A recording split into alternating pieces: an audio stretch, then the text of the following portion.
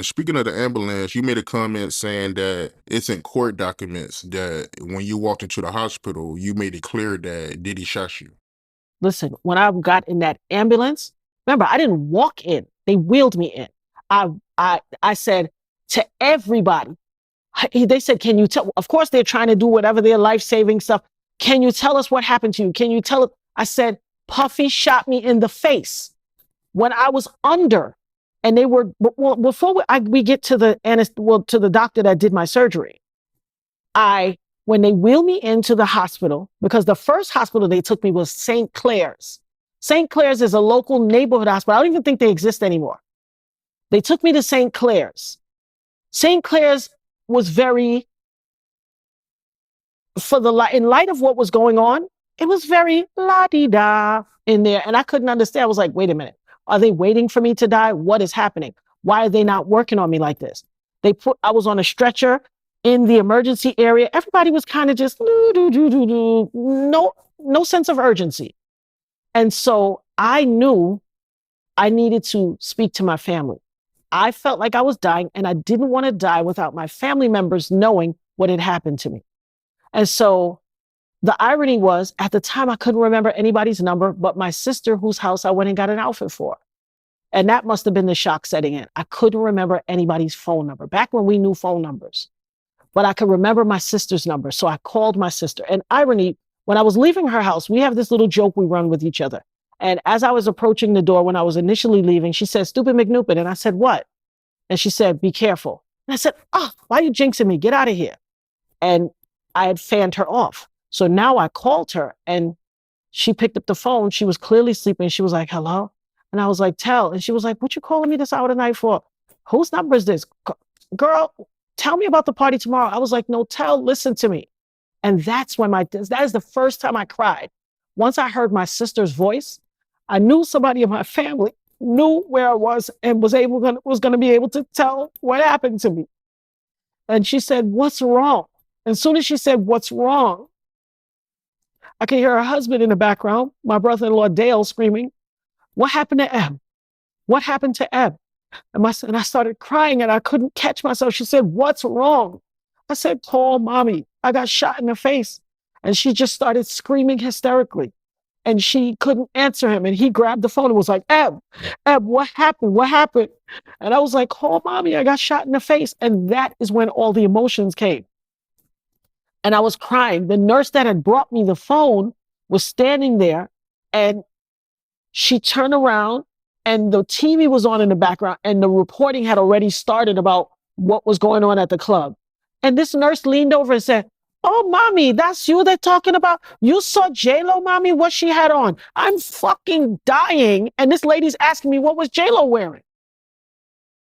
Do you see so I may come across as cantankerous with this thing. It's been cantankerous. I am laying on a stretcher in the emergency room at St. Clair's. I told my sister, "Get mommy fast. They're going to let me die." I felt like they were letting me die. My mother, being a powerful woman in New York City, as she was, had connections and all this. My mother got on the phone. My sister called my mother. My mother got on the phone with this one, that one, that one. Next thing you know, I was already being transferred by ambulance, an emergency life flight ambulance, well, not life flight, but the life-saving ambulance to St. Vincent's Hospital, which is a level 1 trauma center. Instantly. Why didn't they? I got shot in the face. Why would you take me to a local neighborhood hospital if this was not a sacrifice? Why wouldn't you take me to St. Vincent's, which was closer to the club and a level 1 trauma center? I have a bullet in my face. No one can explain that to me. No one has ever been able to explain that to me. My mother had to get me transferred to St. Vincent. And as soon as I got to St. Vincent, they had already had all of my stuff sent over and they were rushing me into surgery.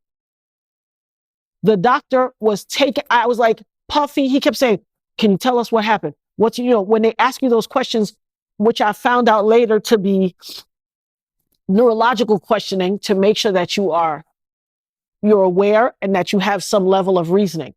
And he's like, "What's your name? How old are you? Can you tell me what happened?" And I said, "Puffy shot me in my face."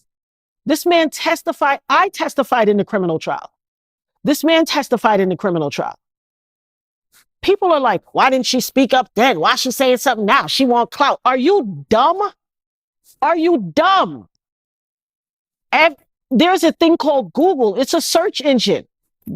Type things in and look before you just wantonly, with flagrant disregard, comment stupid comments. I had one lady say, well, why she ain't make posts about it back then? Why she ain't put it on her social media back then? Hello, dumb dumb. I got shot 24 years ago. There was no social media. No social media existed in 1999. I was viral before there was a social media. That's why I've always had a love-hate relationship with social media, because I was viral when no social media. I probably was one of the first viral cases. There was no social media. I have to feel these type of questions every day. My kids be like, Ma, stay off of social media. Don't listen to those people. Don't respond to them. Don't answer. I don't want you to go through this. Like, everybody got a chip in their shoulder. People are livid.